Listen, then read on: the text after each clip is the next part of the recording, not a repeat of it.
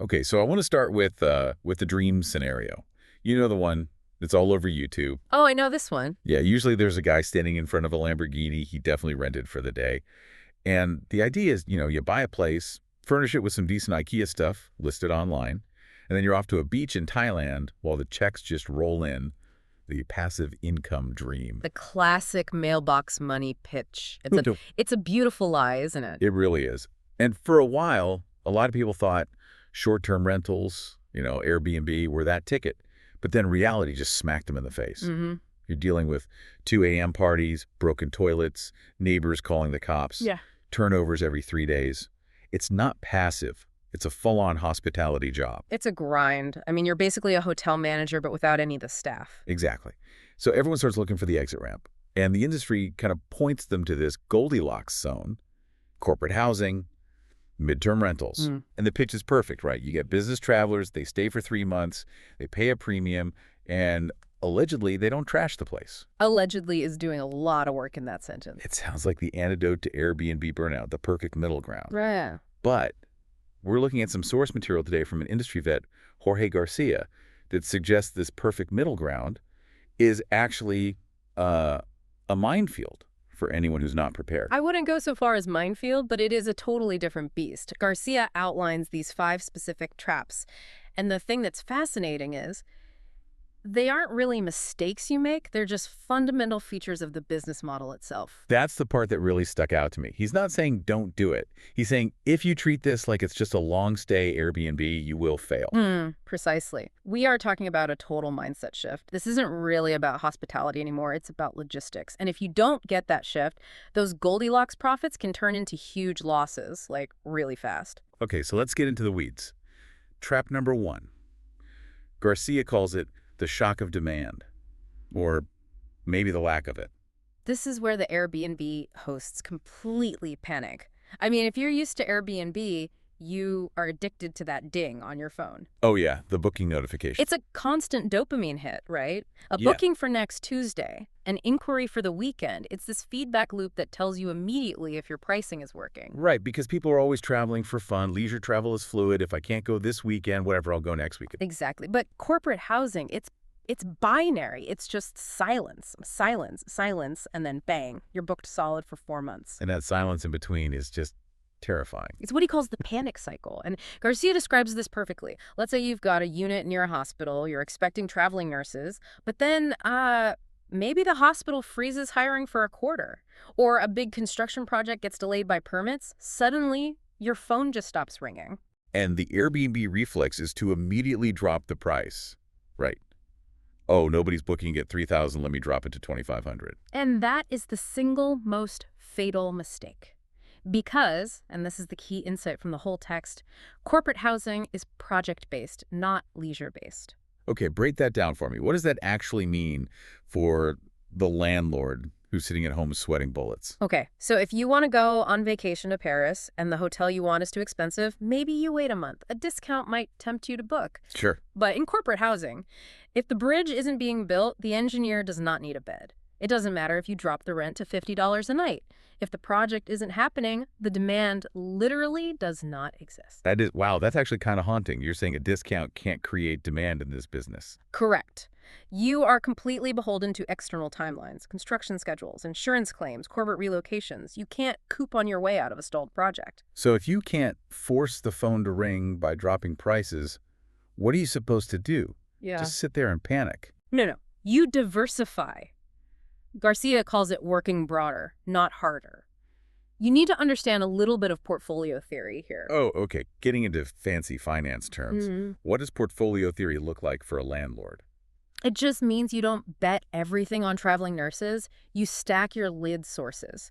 So you want insurance contracts for when a hurricane season hits in the fall. Okay. You want construction contracts for the summer build season.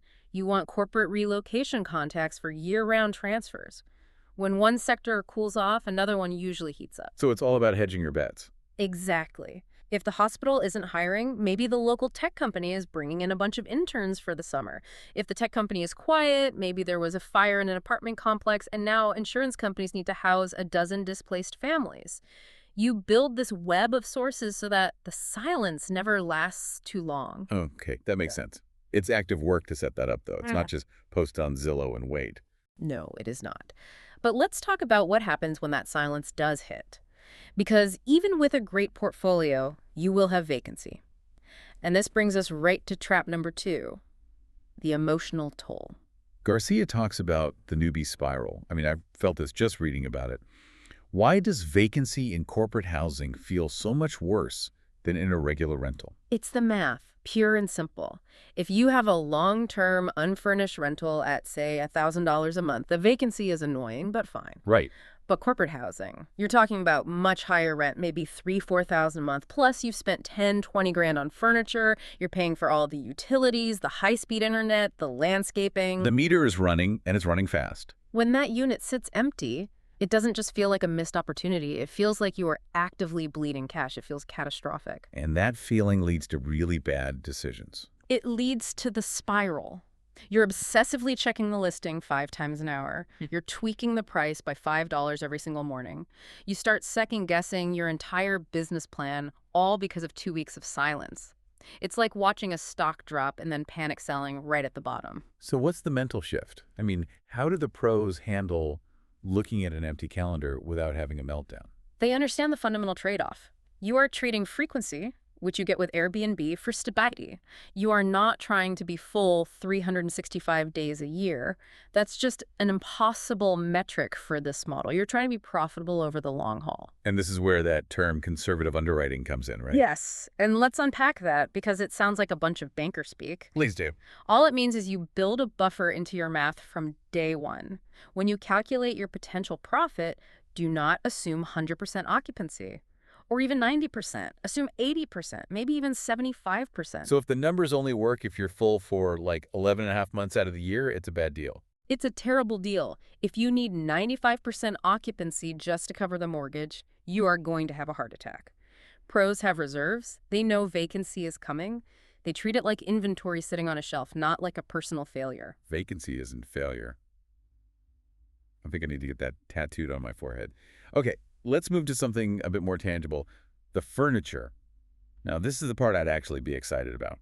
I'd be on Pinterest picking out the cutest mid-century modern chairs, making it look like a boutique hotel. I want that Instagram moment. And that is exactly how you fall right into the furniture fallacy. This is trap number 3. Oh, no. Don't tell me I can't have the cute chairs. I want the place to have some character. You can have character, but you probably shouldn't have unique character. See, Garcia warns that so many operators treat this like an Airbnb staging project. But there's a huge difference between a guest staying for 3 days and a tenant living in a place for 3 months. Right. The 3-day guest eats out every night. The 3-month tenant is making spaghetti sauce. And spilling it. Exactly. They cook, they work from home, they spill coffee, they drag a heavy suitcase across the floor, they might have pets.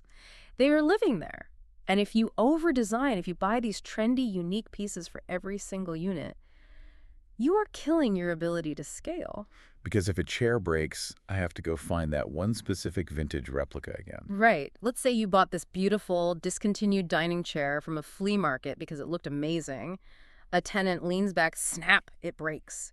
Now what do you do? I guess I go find another one. Or I cry. You spend 3 days scouring eBay, or you end up having to buy a whole new set of 4 chairs because nothing else matches.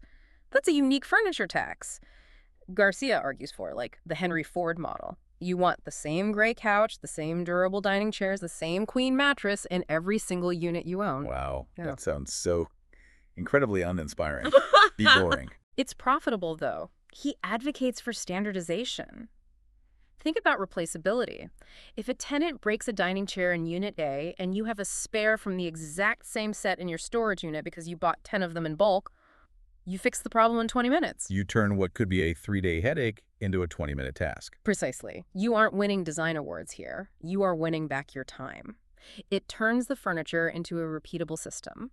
Once the setup is dialed in, furnishings stop being a stress point and just become a line item. And that allows you to scale calmly. I see. If you're constantly playing interior designer, you're just creating another job for yourself, not a business. Okay. Be boring. I'll try to remember that. Yeah. What's next on the list of traps? Cleaning. Surely this is easier than Airbnb. No daily turnovers must mean less cleaning, right? Less frequency, yes. But the expectations around it create a whole different kind of problem. This is the cleaning and maintenance expectation gap. What's the gap? Well, with Airbnb, you charge a cleaning fee. The guest knows that when they leave, a professional is coming in to scrub the place from top to bottom. In corporate housing, because the guest is there for months, they treat the unit like their own home. And sometimes, well, people just have very different definitions of what clean means. So you walk in after 3 months and realize they haven't dusted a single time. Or worse, they haven't changed the air filter, they haven't wiped down the baseboards, and there's a weird smell coming from the fridge. But the real friction point Garcia talks about is communication. Most cleanliness complaints aren't actually about the dirt. They're about unclear expectations. Like the guest thought a maid was coming every week. Exactly that. If you don't set that expectation firmly before move-in, these small issues can explode into huge frustrations. The guest assumes it's like a hotel service. The operator assumes it's like a normal apartment rental. So how do you bridge that? You can't just hope you get clean people. Clarity creates calm. You have to be super explicit about responsibilities in the lease. But Garcia also suggests offering optional mid-stay cleanings as an add-on service. It's a win-win. How so? Well, the guest gets a professionally cleaned apartment, which they love. But for you, the operator, it gets a pair of trusted eyes on your property. It's a spy mission. It's preventative maintenance. If the cleaner goes in at week 6 and sees a small leak under the sink or a new stain on the carpet, you can address it right then, instead of finding a total disaster 3 months later. That's really smart. Okay, we have one more trap, and honestly, this one feels like the biggest hurdle for me. This is the one that makes me want to quit before I even start. Let me guess. The sales shift. Yes, because the whole promise of real estate is passive income. I buy the thing, I rent the thing, I get the check. Garcia is saying corporate housing is a sales system. And when I hear sales, I just picture myself cold calling HR directors and begging them to rent my condo. I hate that idea. Nobody likes that version of sales. But that's not what this is. Garcia makes a really important distinction here. You aren't selling a product. You're selling a solution to a very, very stressed out person. And who is that person? Usually. It's an HR coordinator, a relocation specialist, or an insurance adjuster. And you have to put yourself in their shoes for a minute. They have a frantic employee who is moving their family across the country next week.